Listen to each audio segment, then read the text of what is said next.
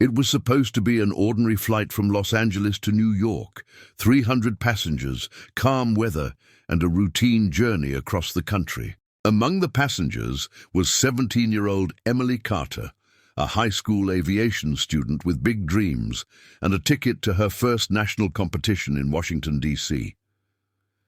Emily wasn't just another teenager.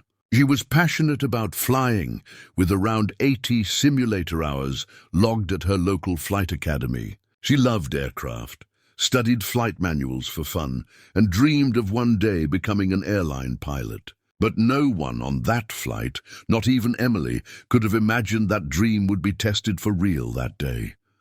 2 hours into the flight, everything went wrong. The captain suddenly slumped forward, his hands dropping lifelessly from the controls. The co-pilot shouted his name and reached over, trying to stabilize the plane, but before anyone could react, he too lost consciousness, overcome by a sudden drop in cabin pressure.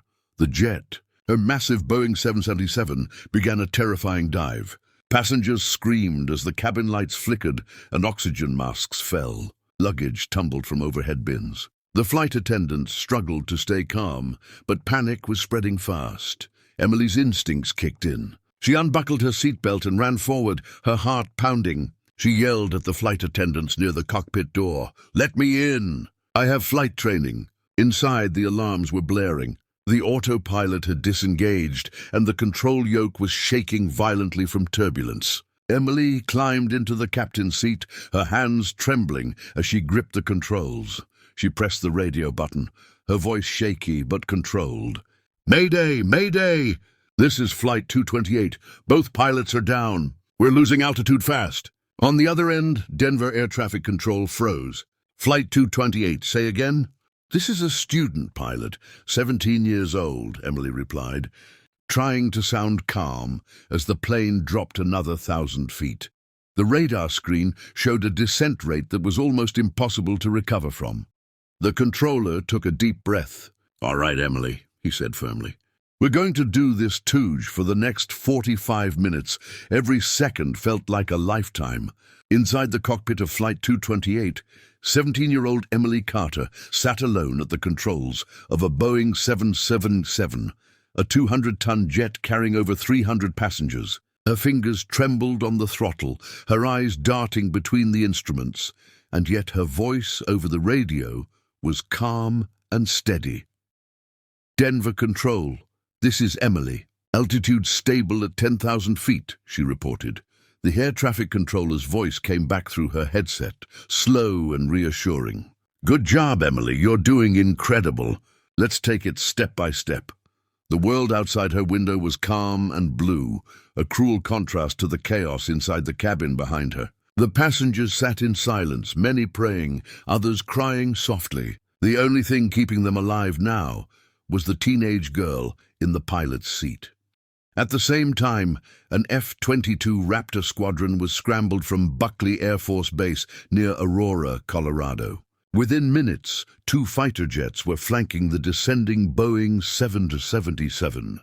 "Control, we have visual on Flight 228, one pilot radioed in. "She's holding it steady." "Wait, is that a kid flying?" The second pilot replied quietly. "She's flying that beast like she's been doing it for years." The F-22s remained by her side, guiding her through turbulent air currents and keeping a watchful eye on the massive jet. Inside, Emily focused on every instruction. "Ease back on the yoke, Emily. That's it. Maintain heading 210, good." Her hands were slick with sweat, but her breathing stayed controlled. Every small success, every corrected pitch, every steady altitude built her confidence. She was flying the plane. She was keeping them alive. Finally, Denver International Airport came into view, a long gray strip of salvation stretching across the flat Colorado plains. The tower cleared all other traffic. Fire and medical teams stood ready, watching the radar screens in silence. "Okay, Emily," came the calm voice through her headset. "This is it. You're lined up perfectly. Flaps 30. Landing gear down."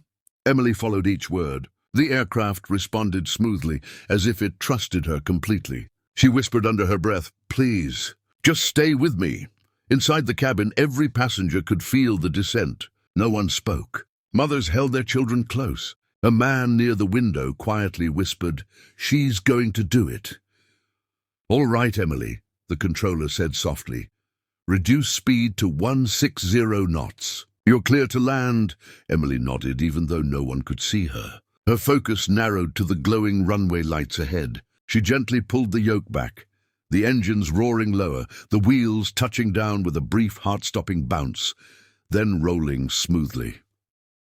"Reverse thrust," she whispered to herself. The engines howled in reverse. The plane slowed, slower, until it came to a complete stop in the center of the runway. For a moment, there was only silence.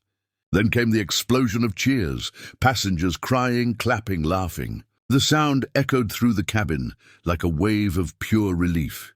Emily exhaled for the first time in what felt like forever. Her hands dropped from the controls. She sat back shaking, eyes glistening with tears. The cockpit door opened and flight attendants rushed in, hugging her as emergency vehicles surrounded the aircraft outside.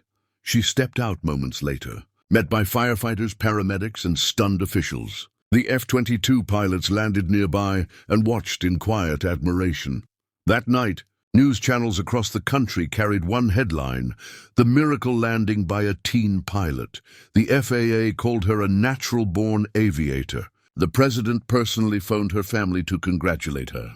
Every aviation expert said the same thing. What she did was statistically impossible. When a reporter asked Emily how she stayed calm through it all, she smiled humbly and said, "I just remembered what my flight instructor always told me. Stay calm, trust your training, and never stop flying." And that's exactly what she did. A 17-year-old student pilot not only saved 300 lives, she inspired a nation. That day, Emily Carter didn't just land a plane. She proved that true heroes can come from anywhere. Stay calm. You can do this.